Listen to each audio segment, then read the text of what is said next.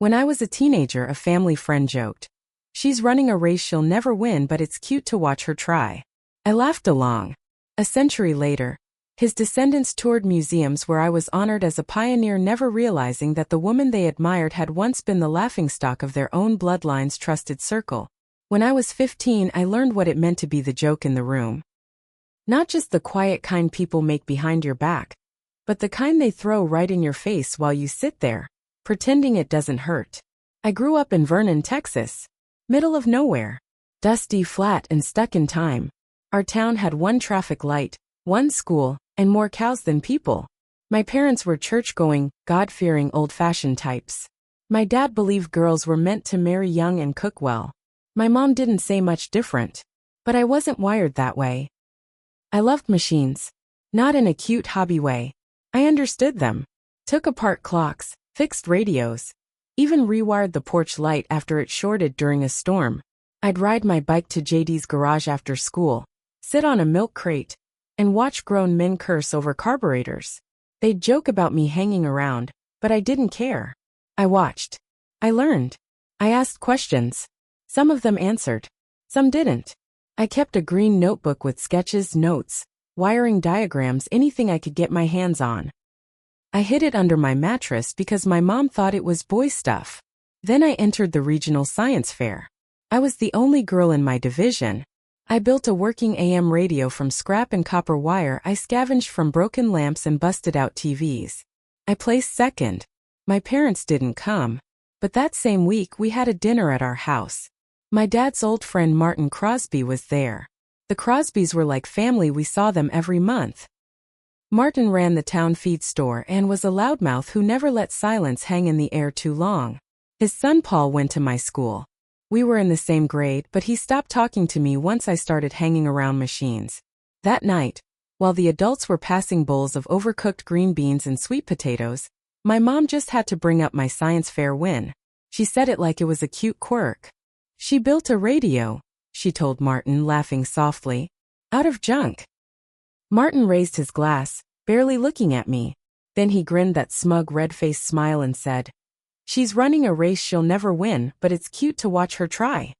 Everyone laughed. My dad slapped the table. Even my mom gave this embarrassed chuckle and looked down at her lap. No one looked at me, except Paul. He smirked. I smiled. I even laughed a little, like I was in on the joke. But I felt it. That sick drop in my stomach, like missing a step on the stairs. That burning behind your eyes when you're trying not to cry. I was 15 years old and they'd all just told me I was a joke. That night I wrote 3 words in the back of my green notebook. "They'll see someday." I didn't know what I meant yet. I just knew I had to get out. I worked like hell to get out of Vernon. Got a partial scholarship to Southeastern Oklahoma State Electrical Engineering. My dad told me not to come back if I left. I didn't. My mom wrote me once every few months. The letters got shorter. Then they stopped. I worked through college. Tutored, cleaned labs, graded freshman math tests. Slept 4 hours a night. Lived on instant soup and dollar coffee. I didn't care. I had something no one in Vernon believed I had, a shot. After I graduated, I worked in Dallas for a small electronics firm. Mostly men. All skeptical. I got ignored in meetings, talked over, passed over. I kept going. By 1980, I was lead designer on a defense contract. I worked with teams that were designing signal systems used by the U.S. military. By 1987, I had 2 patents in my name. In 1994, I co-founded a startup with 2 other women engineers. We made chipsets for early digital devices. The company took off. They wrote articles about us. Trailblazing women in tech. I started getting invitations to speak at universities. I gave lectures at UT, then Stanford. Eventually MIT. I got awards. I got my face on brochures on walls. One of them had a quote they pulled from an old speech I gave. "Being the first woman in the room is hard. But if you do it right, you won't be the last." I was proud. Not because I had money or plaques, but because I'd made it out. I'd made something out of myself without anyone's help. But I didn't forget that night. I never forgot Martin Crosby's face. His voice. The way everyone laughed like I wasn't even there. It was 2015 when the past came back around. I was 73, retired in Austin, living in a small house with a garden I never had time for when I was working. My niece, Carla, my sister's daughter, sent me a Facebook message with a photo. "Look familiar?" she wrote. The picture showed 5 high school kids from Vernon posing in front of a display at the Texas Technology Museum in Dallas. My face was on the wall behind them, younger, serious, eyes locked forward. Below it, my name in big silver letters. Underneath, the same quote from the MIT speech. The caption said, "She's from our hometown. So proud." In the middle of that group stood a girl with dark hair and a confident grin. Madeline Crosby. I knew the name right away. Looked her up. She was Martin's great-granddaughter. Paul's daughter.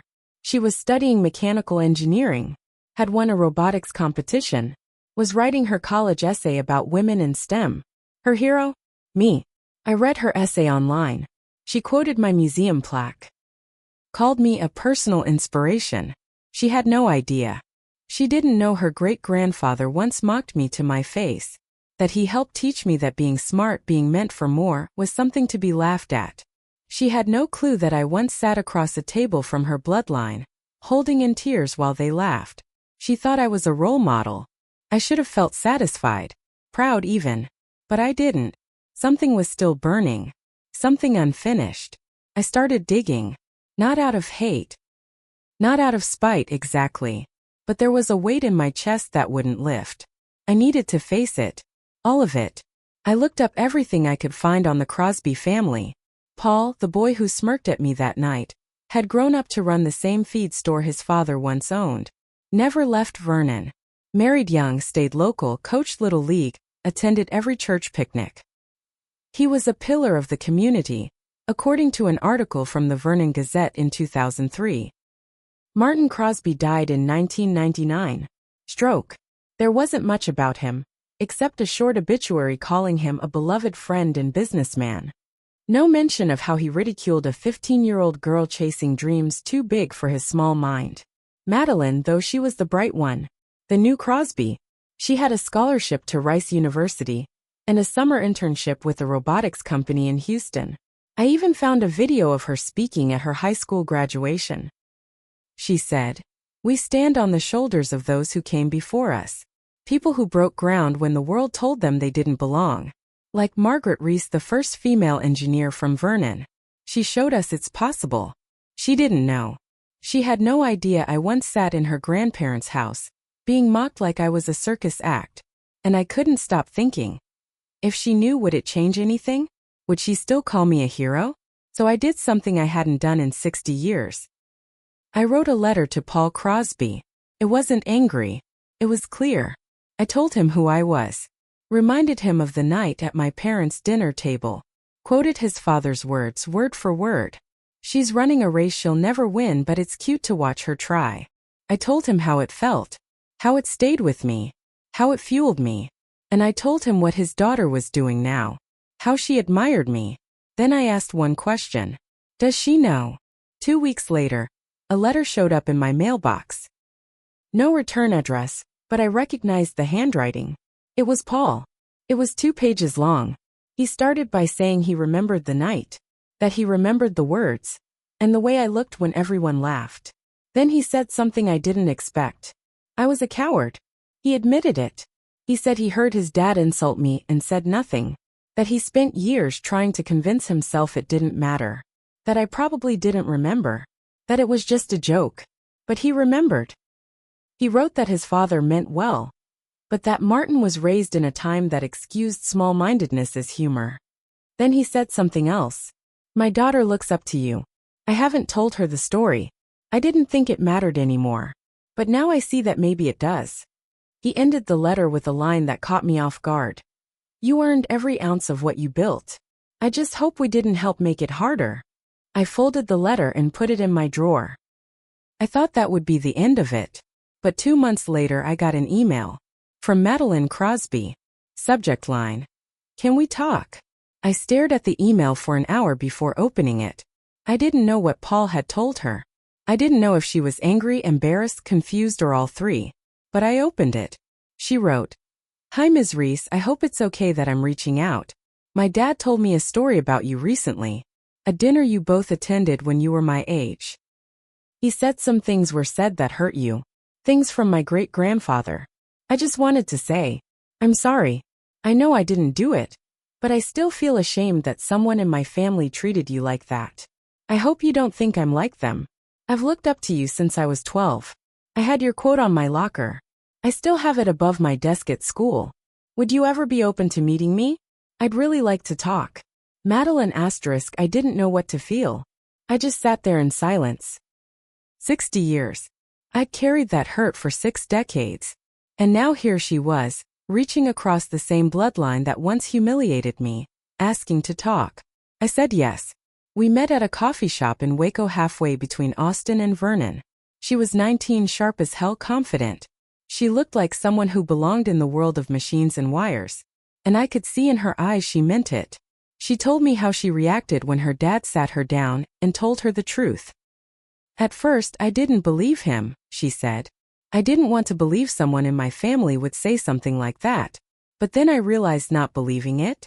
That's part of the problem. We talked for 2 hours. About the past. About how long people like her and I have had to work twice as hard just to be heard, let alone respected. She didn't defend Martin. She didn't soften the edges. She owned it. Then she said something that stayed with me. I want to do more than just admire you from afar. I want to honor you. Properly. Would you let me submit your name to the Rice University Alumni Lecture Series? You don't have to do anything. Just let them feature your story. In your own words. I hesitated. I didn't like being in the spotlight. I preferred to work. To teach. To let the recognition come quietly, if it came at all. But something in me knew this was different. This was legacy. Not for me. For her. I agreed. The lecture series went live 6 months later. Madeline gave the introduction. She told the story not just of my career, but of the dinner. The laughter. The quote. She didn't name Martin. But she didn't hide the shame of it either. She ended her introduction with this. We inherit more than our genes. We inherit choices. And sometimes we need to face the truth about those choices, even if we didn't make them ourselves. Margaret Reese ran a race they said she'd never win. But she didn't just finish it, she built the track for the rest of us. The room gave a standing ovation before I even walked up to the mic. And in that moment I didn't feel like the joke anymore. I felt like the answer to a challenge that had been thrown at me decades ago. I thought that was the ending. I thought being honored in that hall, in front of Madeline and a crowd of young engineers, would be the final thread tied up. But life has its own way of closing circles. A year later, I was invited back to Vernon. The high school, Vernon High, the same one where I'd been ignored, dismissed, laughed at, wanted to name their new STEM building after me. First I said no. Not because I didn't care. But because it felt fake. That town didn't build me. It buried me. But then I remembered something Madeline had said during our coffee meeting. If you don't go back, they'll write their own version of you. So I went. I walked through the school halls with the principal, a young woman who seemed eager to impress. She told me how much had changed, that more girls were taking advanced math, that they'd formed a robotics team, that my name meant something in that town now. Then we reached the entrance of the new building. A brass plaque, shining and new. Margaret Reese STEM Center in honor of a woman who ran the race anyway. That last line hit me. Then I turned. Standing near the edge of the crowd was Paul Crosby. Older now. Bent a little at the shoulders. He looked like he wanted to speak but didn't know how. I walked over to him. He took off his hat. Didn't think you'd come back, he said. I almost didn't. There was a long pause. I was proud of my daughter, he said finally. But I didn't raise her. Her mom did most of the work. I just ran the store. You raised her enough, I said. She didn't learn that apology on her own. He looked down. I don't expect forgiveness. Not for what I did. Or didn't do. I'm not here to forgive you, I said, calm and cold. I'm here because I outlasted you. All of you. His face changed. Not angry. Just defeated. I let it hang there. Not out of cruelty, but because sometimes the truth needs to echo. I walked away. Left him standing there. And that night, after the ceremony, I sat in my hotel room. staring out over the flat Texas fields where I once felt so small. I thought about my parents. Long gone now. I thought about Martin Crosby, buried in a graveyard just 2 miles from the school that now bore my name. He was the man who once laughed at me across a dinner table. Now his bloodline walked through halls with my name carved in stone. They read my story in textbooks. They quoted my words. They learned on machines I once dreamed about in secret. That was my revenge. Not fire. Not fury. Just living long enough to be remembered. And making sure they never forgot who they once called a joke.